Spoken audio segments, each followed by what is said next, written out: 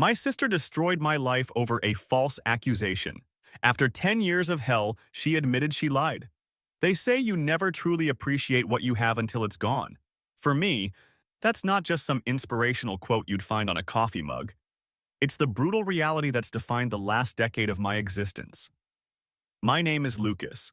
I'm 31, though most people guess I'm pushing 40. The hollow cheeks, the perpetual shadows under my eyes, the premature gray streaking through my unwashed hair, they're all souvenirs from 10 years of isolation and depression. I live alone in a one-bedroom apartment that I rarely leave. The walls are bare, the furniture minimal. I don't host visitors, don't attend social gatherings, don't date. Trust isn't something I give anymore. Not to friends, not to family, not to anyone. It's easier this way, safer. What's strange is that I wasn't always like this. Once I had what most would consider a normal life. Unremarkable, even. I grew up in a middle-class suburb with my parents, Richard and Karen, and my two older sisters, Jessica and Rachel. We lived in a four-bedroom house with a backyard just big enough for a modest swing set and my dad's charcoal grill. My parents worked long hours, dad as an insurance adjuster, mom as a hospital administrator, but they made it to most of my baseball games and school performances. We weren't the type of family that had deep heart-to-hearts around the dinner table or took elaborate vacations, but we functioned well enough. No screaming matches, no slammed doors, no dark family secrets. At least that's what I thought. Our extended family lived scattered across the country, so visits were limited to holidays and occasional summer trips. My Aunt Linda, my mom's sister, had a daughter named Emma who was 7 years younger than me. I remember her as a bubbly kid with wild curly hair and a gap-toothed smile who followed her older cousins around like a puppy. I didn't pay her much attention. Why would I? She was just a kid, and I was a teenager with more important things to worry about. It's strange to think about Emma now, to remember her innocence, her easy laughter. How could I have known that this harmless little girl would somehow be connected to the complete destruction of my life? In 2014, I was 22 and in my final year of college. It was a Tuesday night in October, unseasonably warm. I was in my off-campus apartment, headset on, trash-talking with my roommate Mike as we dominated some first-person shooter online. My phone vibrated on the coffee table, my mom's name and picture lighting up the screen. I ignored it. It was nearly midnight, but my mom sometimes called late to check in, usually with some trivial question about my plans to come home for Thanksgiving or whether I'd received the care package she'd sent. When the phone buzzed again immediately after, something cold slithered down my spine. In my family, a double call was our code for emergency, something my parents had established when we were teenagers. One call could be ignored. 2 consecutive calls meant drop everything. I yanked off my headset. "Gotta take this," I muttered to Mike, and hit accept. Before I could even say hello, I heard chaos, muffled sobbing, raised voices in the background, a sound like furniture being knocked over. "Mom?" My mouth went dry. "What's going on?" Her voice came through trembling and barely audible. "Lucas," she whispered, Is there something you need to tell us about Emma?" I stood frozen, my gaming headset still dangling from one hand. "Aw, shit." The phone clutched so tightly in the other that my knuckles turned white. "What are you talking about?" I managed to stammer. "Emma? I haven't seen her in years. What's going on?" The background noise on the other end of the line quieted momentarily. I heard my father's voice, distant but clear. "Put it on speaker." Then came a shuffling sound, and suddenly the acoustics changed. I was now addressing an audience. My mother's voice returned, each word deliberate and heavy. "Emma told everyone that you molested her when she was 9 years old." The room tilted sideways. My brain couldn't process what I'd just heard. It was like trying to comprehend a sentence in a foreign language. The individual words registered, but their combined meaning was incomprehensible. That's insane," I finally said, my voice sounding distant, like it belonged to someone else. "Mom, that never happened. Never. I would never." "She described it in detail, Lucas." My mother's voice cracked, then hardened. "She remembered exactly where it happened. In the basement at Grandma's house during Christmas when she was 9 and you were 16. She knows what you were wearing. She knows what you said to her." "That's impossible!" I was nearly shouting now, panic rising in my chest. "Mom, you have to believe me. I couldn't." Don't you dare call her a liar, my father's voice boomed through the speaker. What reason would she have to make this up? Why would she put herself through this? I don't know. I was pacing now, running my free hand through my hair. I don't know why she would say that, but it's not true. I swear to God, it's not true. We found her cutting herself, my mother said, her voice quivering. When we asked why, she finally broke down. She's been carrying this for years, Lucas. Years. She tried to kill herself last month because of what you did to her. The room was spinning now. Mike had emerged from his bedroom, staring at me with concern, but I barely registered his presence. Mom, please, I begged, tears welling in my eyes. This is crazy. I need you to listen to me. I need you to— We don't need to hear anything from you. My father's voice was ice. We don't want any contact with you anymore. Don't call us. Don't text us. Don't email us. Dad, no, please. From this moment, you are no longer our son. The line went dead. I stood there, phone still pressed to my ear, waiting for something, anything, to make sense of what had just happened. The silence stretched on, broken only by the muffled sounds of the video game still running in the background. Frantically, I called back, straight to voicemail. I texted both my parents. Please let me explain. This is a mistake. I would never hurt Emma. Please. No response. My phone buzzed. For a split second, hope surged through me until I saw it was Jessica, my oldest sister. You disgusting piece of shit. How could you? Don't ever show your face around our family again. Before I could respond, another text came through from Rachel. I always thought you were weird, but this? Stay away from my kids. Stay away from all of us. I tried calling both of them. Blocked. I tried my cousins, my aunt, my grandparents. Either no answer or immediate rejection. The last message I received was from my father, 6 hours later, after dozens of my desperate attempts to reach someone, anyone in my family. Stop contacting us. We need time to heal. Do not attempt to see Emma or any member of this family. Heal? They needed to heal? From what? From a lie that had materialized out of nowhere? What about me? Who was going to help me heal from being condemned without trial, from having my entire family turn their backs on me in the span of a single phone call? That night, sitting on the floor of my apartment bathroom, violently ill from shock, I couldn't possibly comprehend that this was just the beginning. That what followed would be so much worse. The days after that phone call exist in my memory as a series of disjointed images, like frames from a horror movie spliced together at random. I remember sitting on the edge of my bed until sunrise, my phone clutched in my hand, scrolling through old family photos as if they might offer some explanation. There's one of Emma sitting on my shoulders at a 4th of July picnic when she was maybe 6. I'm grinning up at her. She's laughing with her hands in my hair. How could that innocent moment twist into something so monstrous in her mind? I remember standing in the shower for so long, the hot water ran cold, then ice cold, then my roommate pounding on the door asking if I was okay. I wasn't. I couldn't even form the words to tell him why. I remember calling everyone, my parents, my sisters, my aunt and uncle, even my grandparents, again and again, leaving increasingly desperate voicemails that went unanswered. I even tried to call Emma directly, a decision that would later be used against me as attempted witness intimidation, though all I wanted was to understand why she would destroy my life with such a horrific lie. The silence from my family wasn't just rejection, it was erasure. They didn't just stop talking to me, they removed me from their lives as if I'd never existed. My mother blocked me on Facebook. My sisters told mutual friends that I was dead to them. My father changed his phone number. For weeks, I expected the police to show up at my door.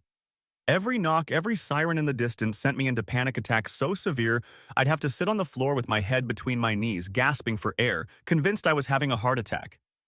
I researched defense attorneys I couldn't afford. I drafted statements proclaiming my innocence. I considered fleeing the country, but the police never came. Eventually, I understood why. Emma hadn't gone to the authorities, just to the family. There would be no investigation, no chance to defend myself in court, no opportunity to clear my name.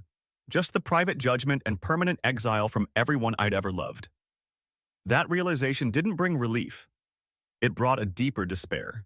At least a trial would have given me a voice, a process, a verdict. This way, I was condemned without recourse, guilty forever in the eyes of the only people whose opinion had ever mattered to me. I stopped going to classes. What was the point? My concentration was shattered. I couldn't remember what I'd read from one paragraph to the next. I started drinking, not socially, but alone in my room, methodically, with the explicit purpose of numbing myself into oblivion. When alcohol wasn't enough, I found pills. A friend of a friend had oxy from a dental procedure. I took one and felt, for the first time since the call, like I could breathe. The crushing weight on my chest lifted for those few hours. I needed more of that feeling. My roommate moved out 3 months later. He never said it was because of me, but I knew. I'd become someone else. Volatile, unpredictable. Once, after drinking an entire bottle of whiskey, I hurled a glass against the wall just to hear something break. The neighbors called the cops. I managed to convince them it was an accident, that I'd just dropped something, but the look in the officer's eyes told me he knew better. The darkest moment came about 6 months after the accusation. I was scrolling through social media, something I knew I shouldn't do but couldn't help, and saw a photo of my family celebrating my sister Jessica's birthday. They were all there, smiling, arms around each other. Emma was there too, standing next to my mother, who had her arm protectively around the girl's shoulders. They had all moved on. They were happy, without me. Something snapped inside me that night. For the first time, I fantasized about revenge. Not just proving my innocence, but making Emma suffer as I had suffered. Making her understand what it felt like to have your life destroyed by someone else's words. In my darkest thoughts, I imagined confronting her, forcing her to admit she'd lied, making her feel the terror and helplessness that had become my constant companions. Then I caught my reflection in the mirror, eyes bloodshot, face gaunt, expression twisted into something I didn't recognize. And I was sickened by what I'd become, by what I was contemplating. Whatever monster Emma had accused me of being, I refused to let her turn me into one. That moment of clarity, small as it was, became a turning point. Not a dramatic redemption, I was too far gone for that, but a tiny step back from the abyss. By late 2015, I'd managed to finish my degree through online classes and secured an entry-level position at a tech company where no one knew my story. I threw myself into work, volunteering for overtime, taking on projects no one else wanted. Anything to fill the hours, to exhaust myself enough that sleep might come without pharmaceutical assistance. I spent money compulsively on things I thought might make me happy. A virtual reality setup, a motorcycle, expensive Lego sets that I'd build and then dismantle over and over, finding an odd comfort in the precise instructions, the way each piece had its place. Eventually, I saved enough to buy a small house on the outskirts of town. Nothing fancy, but it had a garage where I could tinker with my motorcycle and a yard where I planted tomatoes that first summer. I didn't have anyone to share them with, but watching something grow under my care felt significant somehow. These small accomplishments didn't heal me. The nightmares continued. The panic attacks still came. The phantom accusation still hung over my life like a shadow. But for the first time since that phone call, I had something resembling stability. A fragile construct of routine and purpose that, while not happiness, at least kept me functioning from one day to the next. Life settles into patterns, even when those patterns are built around emptiness. After a decade, I had constructed a routine that kept me functioning. Work, my small house, the garden that had grown from a few tomato plants to a decent-sized vegetable patch, the motorcycle I'd rebuilt twice. I had 2 cats adopted from a shelter who tolerated my presence and occasionally sought affection on their terms. I had colleagues I was friendly with, though never friends.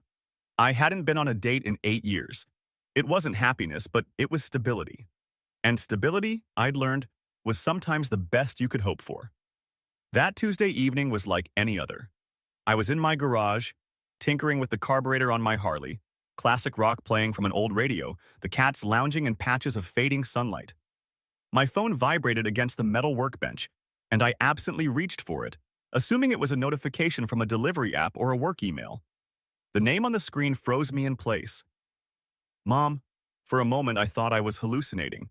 I'd kept her contact in my phone all these years, though the number had been disconnected long ago. I stared at the notification, a text message, my hand suddenly trembling so violently I had to set the phone down on the workbench. I didn't open it, not right away. I paced the garage, my mind racing with possibilities. Was she dying? Was someone else dying? Was this some cruel joke? Had she accidentally texted the wrong number? The thought that kept returning, the one that made me nauseous with both hope and terror. What if they finally believed me? It took 3 hours and most of a bottle of bourbon before I found the courage to open the message. Hello, Lucas. It's been a long time. I miss you very much. Jessica has 3 children now. Rachel is expecting her second. Your father retired last year. We're all doing well, though the house feels emptier without you in it. No matter what happened, you're still our son and we've always loved you. My hands were shaking so badly I nearly dropped the phone. There was a second message. Something happened at the family reunion last month. Emma was there and she started talking about what happened, but her story was different. When your aunt pressed her on the inconsistencies, she admitted she might have dreamed it. Lucas, I don't know how to say this, but she confessed she made it all up. We've been calling everyone who knew about the accusations to set the record straight. I know this doesn't undo the damage, but I hope it's not too late to try. Please call me. Please. I read the messages again and again, the words blurring through tears. Dreamed it? Dreamed it. 10 years of my life destroyed, my family torn away, my identity reduced to that of a pariah, all because of a child's nightmare? The rage came in waves, so powerful I could taste it, metallic and hot in the back of my throat. I hurled my glass against the far wall of the garage, bourbon spattering across my workbench, my tools, my clothes. I screamed until my voice gave out, until the neighbor's lights flicked on, until one of the cats bolted from the garage in terror. 2 opposing forces waged war inside me. One was desperate for reconciliation, to hear my mother's voice, to see my father's face, to meet the nieces and nephews I'd never known. To reclaim the identity I'd lost, to be Lucas the son, the brother, the uncle, instead of just Lucas the survivor. The other wanted vengeance. Not just against Emma, though God knows the thought of her suffering as I had suffered burned like fire in my veins, but against all of them. My parents who had cast me aside without a second thought. My sisters who had called me disgusting, who had warned me to stay away from children I'd never even met. The extended family who had shunned me at holiday gatherings, who had whispered behind my back at grocery stores and gas stations. What kind of family throws away their child based on an accusation with no evidence?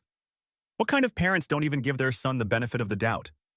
And now, after 10 years of silence, they thought a text message could make it right. I didn't respond that night, or the next day, or the day after that.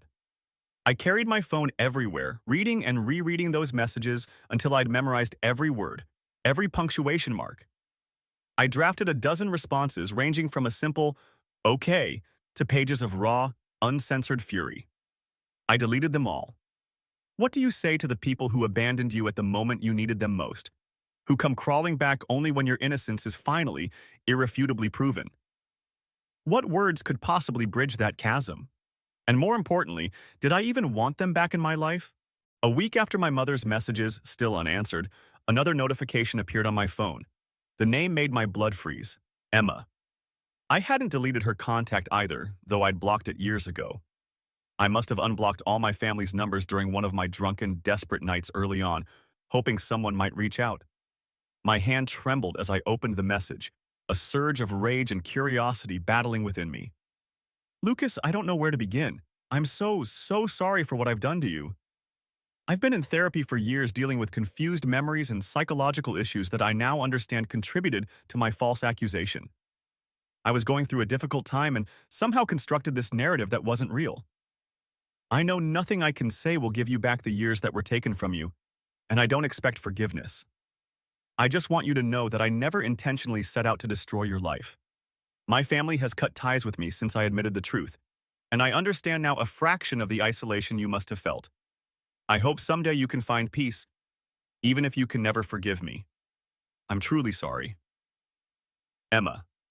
I read it 3 times, each word stoking my fury higher. She was sorry? She had psychological issues? She was experiencing isolation now and thought that gave her insight into what I'd endured? My thumbs flew across the screen, 10 years of rage pouring out. You have psychological issues? What about me? Do you have any idea what it feels like to be thrown away by everyone you love without even a chance to defend yourself? Do you know what it's like to wake up every morning wondering if today's the day the police will come, to lose your family, your future, your identity? All because of something that never happened? You're lucky I didn't kill myself because I thought about it. A lot. If I had, You wouldn't have the luxury of saying, I'm sorry. I will never forgive you. Never. Don't contact me again. Don't show up at my home. Don't ask about me. Don't speak my name. Rotten hell. I hit send and blocked her number again, immediately. I saw the message was read, but no response came. Good. There was nothing she could say that I wanted to hear. That night, after 3 shots of whiskey for courage, I finally called my mother. When she answered, her voice broke on my name, and I heard my father in the background asking frantically if it was me. What followed was the most emotionally brutal conversation of my life. 3 hours of tears, accusations, explanations, and apologies. My parents took turns on the phone, sometimes together on speaker, sometimes alone. We made a terrible, unforgivable mistake, my father said, his voice rough with emotion. We failed you in the worst possible way. We wanted to reach out so many times, my mother whispered. But we were afraid you wouldn't want anything to do with us. You were afraid? I laughed bitterly. You were afraid I wouldn't want to see you? Did you ever stop to think how terrified I was when you abandoned me? When you told me I wasn't your son anymore? The silence on the other end was heavy with shame. You took 10 years of my life, I continued, my voice breaking. No apology can change that. Do you know how many times I thought about ending it all? Did that ever cross your minds? More silence, punctuated only by my mother's muffled sobs. We don't expect you to forgive us right away, my father finally said. We just hope you might give us a chance to try to make things right, however impossible that seems. I closed my eyes, exhausted beyond words. Part of me wanted to hang up, to inflict on them the same finality they'd inflicted on me a decade ago, but another part, the part that still remembered what it was like to belong somewhere, couldn't do it. I need time, I said finally. This isn't going to be fixed with one phone call. Of course, my mother said quickly. Whatever you need, we can wait. I'm not promising anything, I warned. I don't know if I can ever trust you again. We understand, my father said.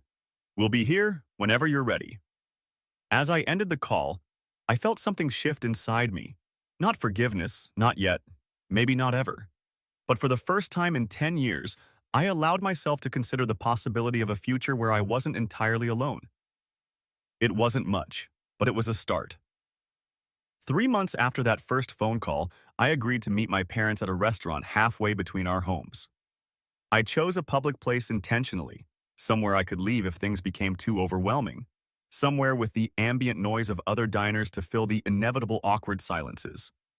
When I saw them waiting at the table, I almost didn't recognize them. My father's shoulders had curved inward, his once commanding posture diminished by age and grief. My mother's hair had gone completely silver. The decade that had hardened me had hollowed them. There was no tearful reunion, no rushing into each other's arms, just cautious nods, a hesitant handshake from my father, my mother's trembling fingers briefly touching my arm before withdrawing. Dinner was strained. We stumbled through conversations about my job, my house, the motorcycle they'd spotted in the parking lot. They told me about their retirement plans, about Jessica's children who were asking about their uncle they'd never met. The past hovered between us like a ghost, acknowledged but not directly addressed. You look good, my mother said at one point, though her eyes said differently. She saw the damage, the premature lines around my eyes, the wariness in my gaze. I'm doing okay, I replied, which wasn't entirely a lie. For the first time in a decade, okay seemed within reach. As we parted that night, my father asked, "Can we do this again?" The question carried the weight of 1,000 unspoken apologies. I nodded. Maybe next month. It wasn't forgiveness, not yet, but it was permission to try. In the weeks that followed, something shifted in me. The fortress I'd built around myself began to show cracks. I accepted a dinner invitation from a coworker I'd kept at arm's length for years. I adopted a third cat from the shelter. I created a dating profile, and when a woman named Diane messaged me, I actually replied. On our third date, when Diane asked about my family, I told her the truth, all of it. I expected her to make an excuse and leave. Instead, she reached across the table and took my hand. "I'm so sorry that happened to you," she said simply. No platitudes, no awkward attempts to find a silver lining, just acknowledgement of the pain, and a hand that didn't pull away. I learned that Emma's confession had rippled through the extended family. The same people who had once shunned me now avoided her. The irony wasn't lost on me, though I took no pleasure in it. What happened to her wasn't justice, just another sad chapter in a story that should never have been written. The truth is, I'll never be the person I would have been without this decade of exile. The damage is permanent, the trust irrevocably broken. I still have nightmares. I still flinch when the phone rings unexpectedly. I still wonder sometimes if anyone would believe me if it happened again. But for the first time since that fateful call, I'm looking forward more than backward. I'm building something new from the ruins of what was destroyed. It's not the life I planned, but it's mine, and no one can take it from me again. 10 years ago, I was abandoned. I thought I wouldn't survive it.